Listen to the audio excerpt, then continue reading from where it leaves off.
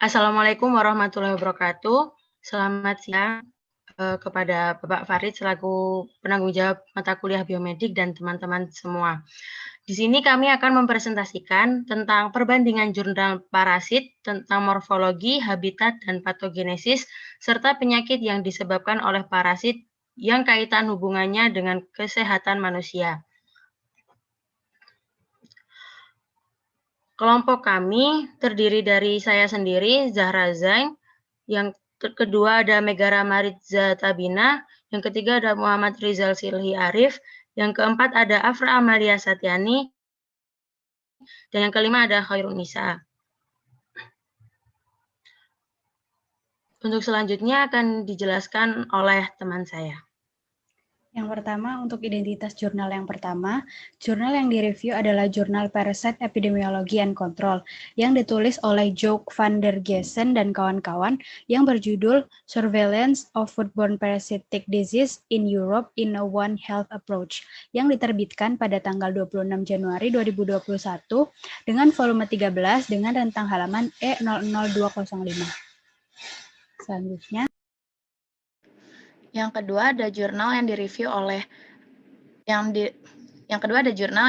adalah jurnal Parasite Epidemiology and Control yang ditulis oleh Emperia dan kawan-kawan yang berjudul Prevalence and Subtype Distribution of Blastocystis sp. Infecting Children from a Rural Community in Panama. Ini diterbitkan pada 23 Januari 2020 dengan volume 9 dan rentang halaman E00139. Selanjutnya. Kemudian jurnal yang ketiga, jurnal ini yang direview adalah jurnal International Journal for Parasitology yang ditulis oleh Dorothy E. Loy dan kawan-kawan dengan yang berjudul Out of Africa, Origins and Evolution of the Human Malaria Parasite, Plasmodium falciparum and Plasmodium vivax. Jurnal ini diterbitkan pada 2 Juli 2016 dengan volume 47 dan rentang halaman 89 sampai 97.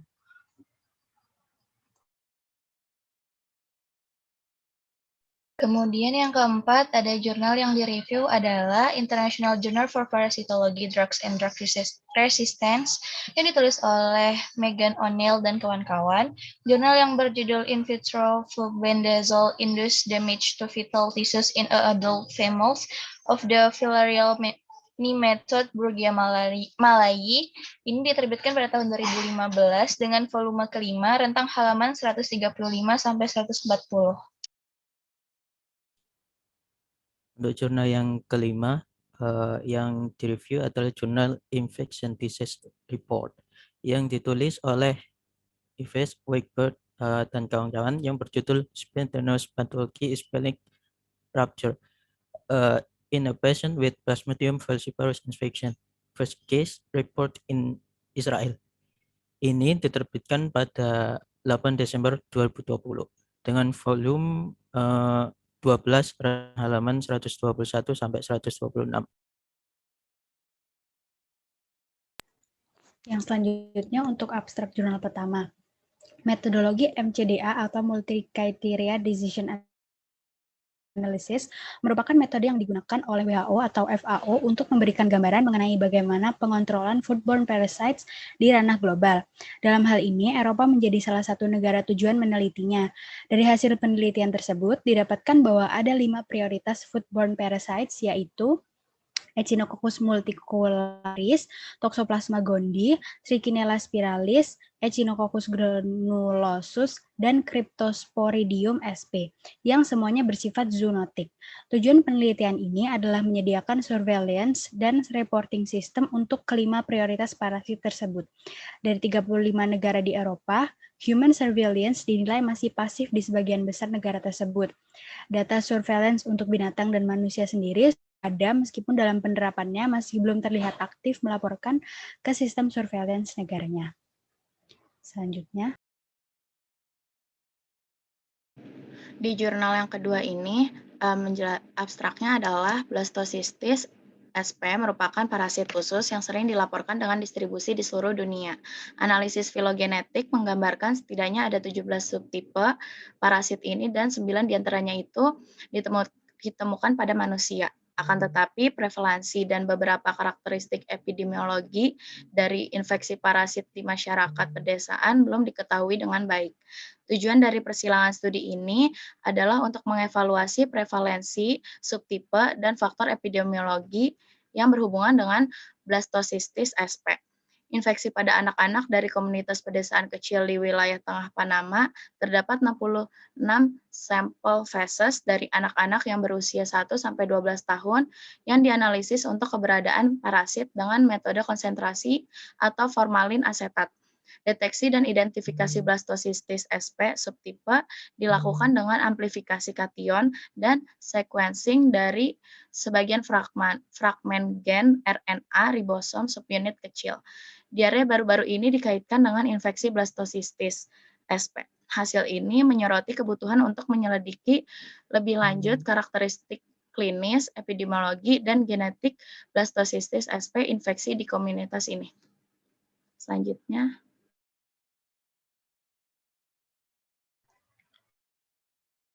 Kemudian abstrak jurnal yang ketiga adalah Plasmodium falciparum dan Plasmodium vivax menyumbang lebih dari 95% dari semua infeksi malaria pada manusia. Dan dengan demikian menimbulkan tantangan kesehatan masyarakat yang serius. Untuk mengendalikan dan berpotensi menghilangkan patogen ini, penting untuk memahami asal-muasal dan sejarah evolusinya. Sampai saat ini diyakini secara luas Plasmodium falciparum telah berevolusi bersama dengan manusia dan nenek moyang kita selama jutaan tahun yang lalu.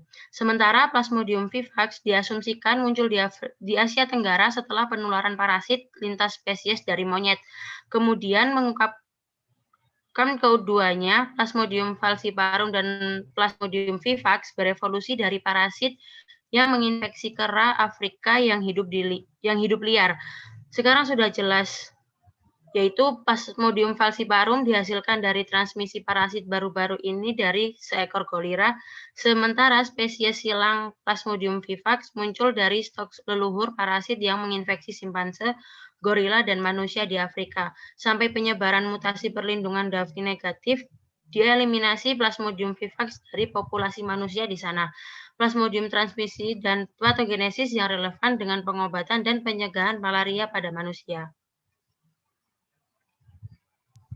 Kemudian abstrak jurnal keempat, penggunaan obat untuk mencegah onchocerciasis dan filariasis limfatik membutuhkan perawatan tahunan yang berkepanjangan.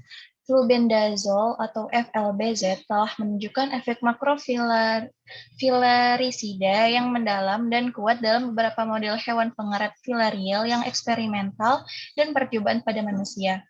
Penelitian ini menggambarkan efek dari FLBZ dan yang mengurangi metabolit atau FLBZR pada filarial nematoda di vitro untuk menentukan profil paparan yang menghasilkan kerusakan yang dapat ditunjukkan. Kerusakan morfologi setelah terpapar pada FLBZ diamati secara menonjol dalam hipodermis dan berkembang embrio pada konsentrasi hingga 100 gram setelah 24 jam paparan. Hasilnya menunjukkan bahwa kerusakan pada jaringan yang dibutuhkan untuk berkembang biak dan kelangsungan hidup dapat dicapai di pusat yang berhubungan dengan obat-obatan. Untuk jurnal kelima, membahas tentang wisatawan yang terpapar monyet berulang mengalami penyakit yang lebih berat dan komplikasi. Di antara komplikasi yang terkenal adalah rupture lymphapathology spontan yang masih jarang ditemukan dan dilaporkan dan belum terjadi di Israel.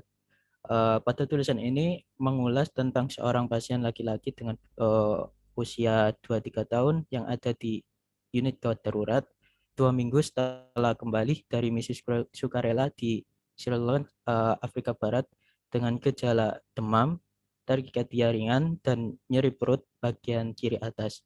Pasien didiagnosa dengan infeksi Plasmodium falciparum yang berkembang pesat ke rupture lymphapathology spontan setelah masuk ke rumah sakit. Awalnya dia ditangani secara konservatif, lalu akhirnya menjalani split splenectomy setelah tekanan darahnya tidak stabil. Dalam masa pemulihan, pasien mengalami sindrom gangguan pernafasan akut dan telah diintubasi ulang. Tingkat kecurigaan yang tinggi sangat dianjurkan pada setiap pasien malaria yang datang dengan nyeri perut bagian kiri atas, meskipun minimal.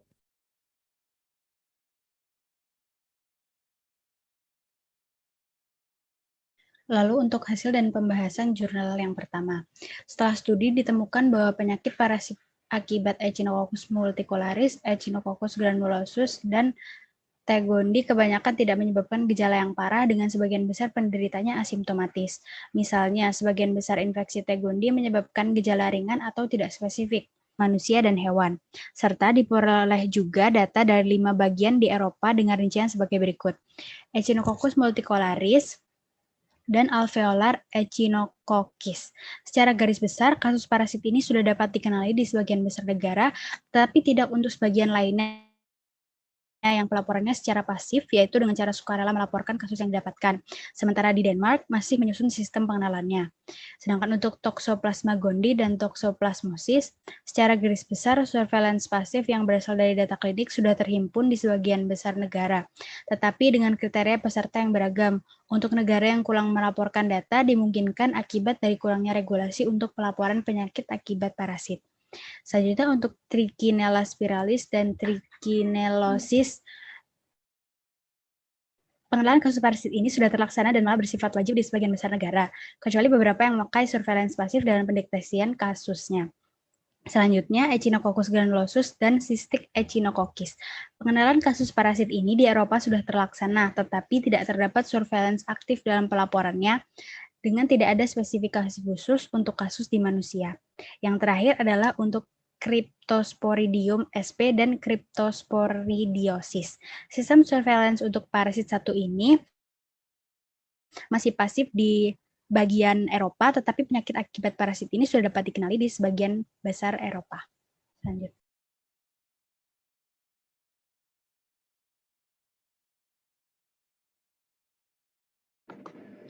Untuk hasil dan pembahasan dari jurnal kedua, yaitu sebanyak 66 sampel feses dan analisis mikroskopis mengungkapkan bahwa 33,3% dari sampel yang dianalisis memiliki enteroparasit.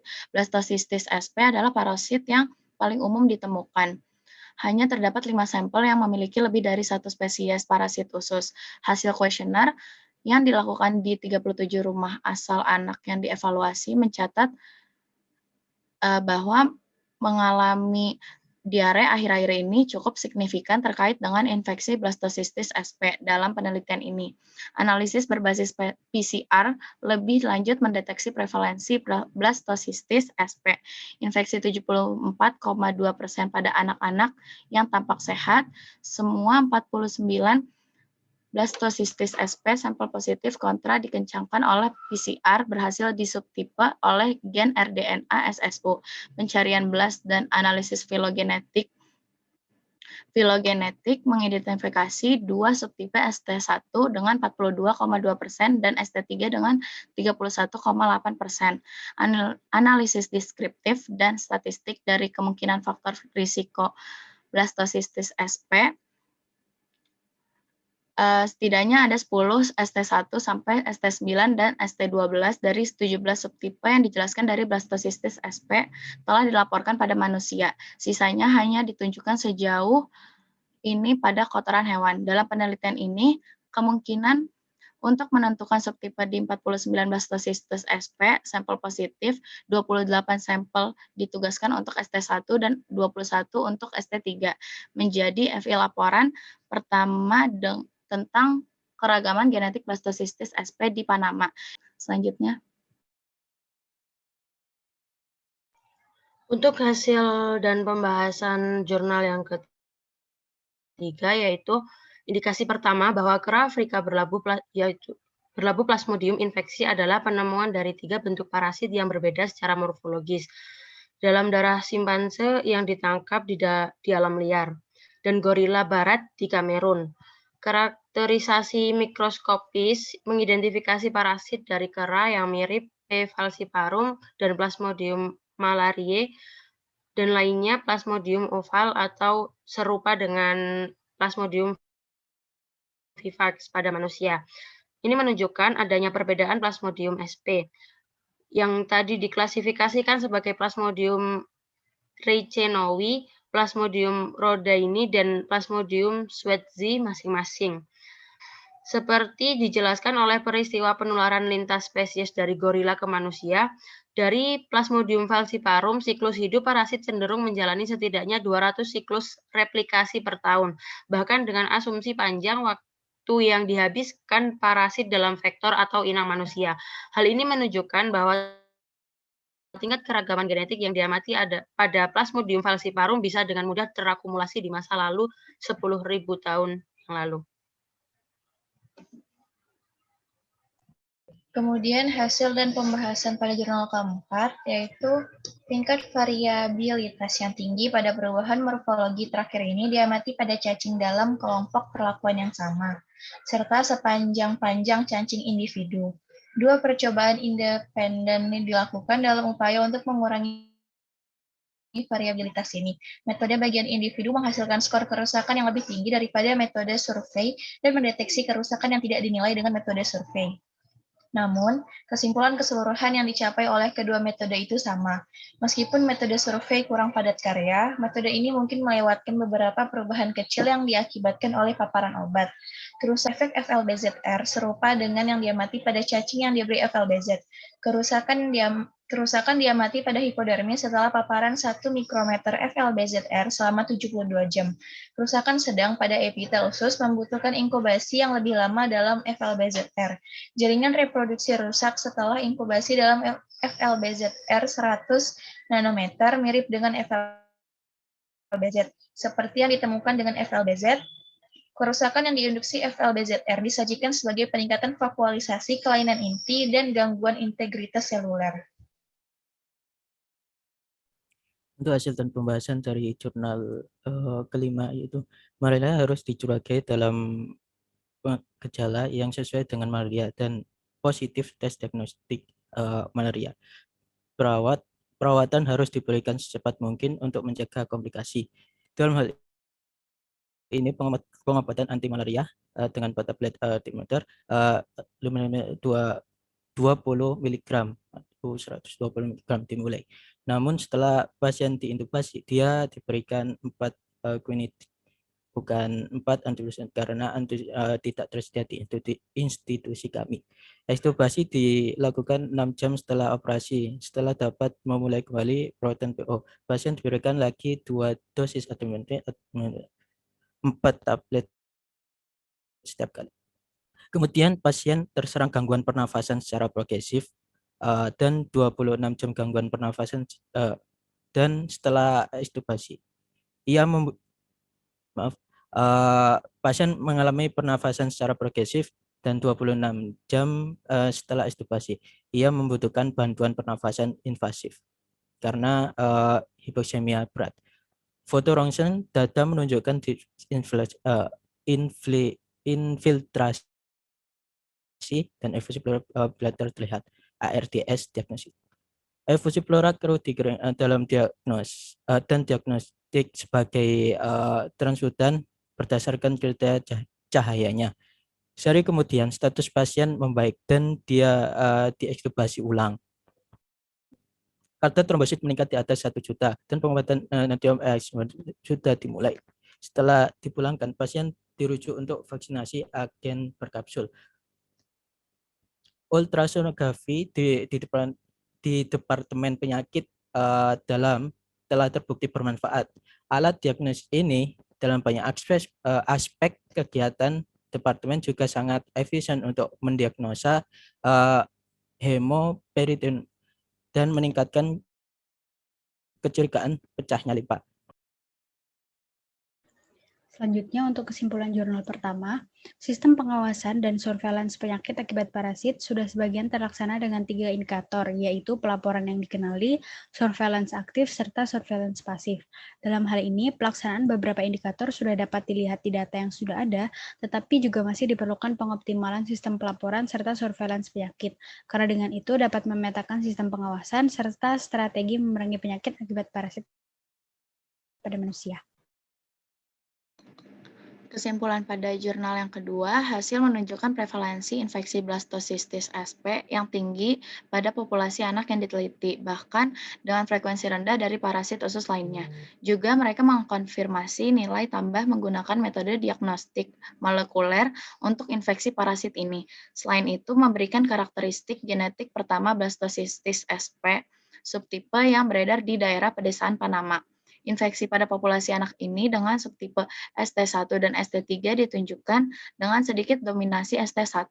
Kesimpulannya, penelitian ini menyoroti kebutuhan untuk menyelidiki gambaran klinis dari blastocystis SP infeksi untuk menetapkan intervensi pendidikan dan untuk mengevaluasi keberadaan blastocystis SP dalam sumber air serta peran hewan peliharaan dan hewan ternak dalam penularan parasit ini di komunitas ini.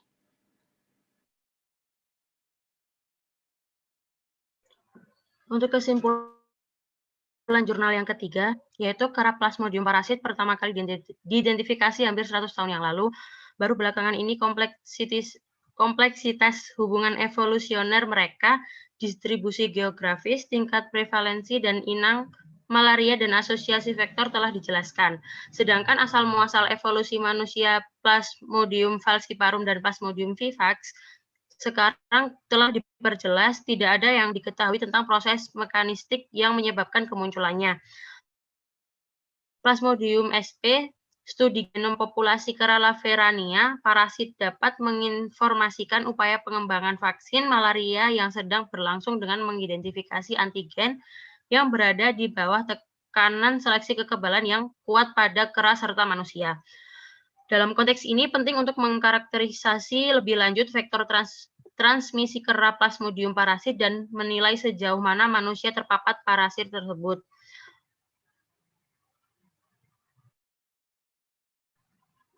Melalui gigitan nyamuk yang terinfeksi, parasit kera akan memberikan wawasan baru tentang biologi dan patogenesis manusia, Plasmodium falciparum dan Plasmodium vivax, dan menginformasikan upaya pemberantasan malaria dengan mengidentifikasi potensi ancaman zoonosis.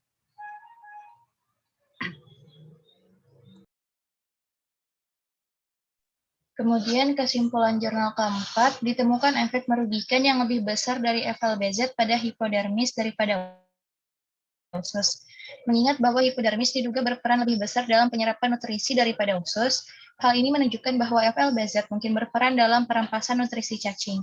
Lebih lanjut, hasil saat ini mendukung temuan sebelumnya bahwa BZS memiliki efek merugikan pada perkembangan embrio. Ditemukan bahwa FLBZ merusak jaringan yang diperlukan untuk perkembangan dan kelangsungan hidup setelah terpapar lebih dari atau sama dengan 100 nanometer selama lebih dari atau sama dengan 24 jam. Studi ini memberikan informasi awal mengenai profil konsentrasi waktu paparan FLBZ dan diperlukan untuk memperoleh efek merugikan yang diukur dengan perubahan morfologi. Kesimpulan jurnal 5, pecahnya limbah patologis spontan yang berhubungan dengan infeksi Plasmodium falciparum adalah peristiwa langka, tidak cukup diketahui, dan merupakan kondisi yang mengancam jiwa atau berbahaya. Itu bisa memiliki konsekuensi yang fatal. Penanganan medis harus memiliki tingkat kecurigaan yang tinggi pada setiap pasien malaria yang datang dengan nyeri perut kiri atas atau nyeri splektrogami yang membesar. Meskipun minimal, pasien-pasien ini harus diawasi secara ketat dan ketersediaan ultrasonografi di Departemen Penyakit dalam mungkin penting untuk menyelamatkan hidup pasien. Perawatan yang tepat untuk kondisi ini masih diperdebatkan. Pendekatan konservatif direkomendasikan bila memungkinkan, tetapi dalam kasus ini diperlukan pendekatan yang lebih agresif dengan splektromi total untuk mencegah komplikasi lebih lanjut. Selanjutnya adalah kesimpulan perbandingan. Dari 5 jurnal yang direview di atas merupakan jurnal yang terkait dengan parasit, morfologi, habitat, dan patogenesis, serta penyakit yang disebabkan oleh parasit, serta hubungannya dengan kesehatan manusia. Dari 5 jurnal tersebut, jurnal pertama yang berjudul Surveillance of Foodborne Parasitic Disease in Europe in One Health Approach lebih membahas tentang penyebaran 5 jenis foodborne parasite atau FBP teratas, yaitu Echinococcus multicularis, Toxoplasma gondii, Trichinella spiralis, E. granulosus, dan Cryptosporidium sp. yang menginfeksi manusia dan hewan di daerah Eropa menurut sistem pelaporan penyakit di sana, yaitu sistem surveillance. Jurnal kedua yang berjudul Prevalence and Subtype Distribution of Blastocysts sp. Infecting Children from a Rural Community in Panama lebih membahas tentang faktor epidemiologi, karakter klinis, dan genetik dari penyakit yang disebabkan oleh infeksi Blastocysts sp. atau parasit usus yang terjadi pada anak-anak dari komunitas kecil di wilayah tengah Panama. Jurnal ketiga yang berjudul Out of Africa, Origins and Evolution of the Human Malaria Parasites, Plasmodium falciparum, and Plasmodium vivax lebih fokus membahas tentang evolusi kehidupan perkembangan parasit, Plasmodium falciparum, dan Plasmodium vivax, yang mana parasit tersebut merupakan penyumbang terjadinya infeksi malaria pada manusia.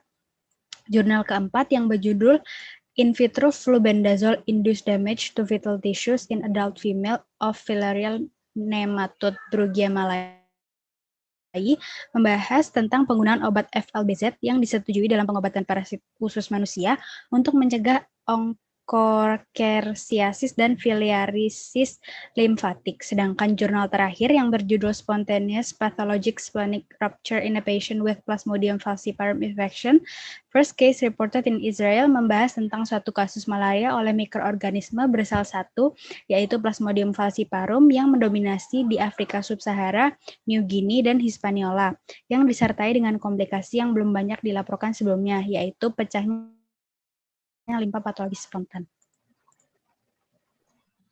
Sekian presentasi dari kelompok kami, kurang lebihnya mohon maaf.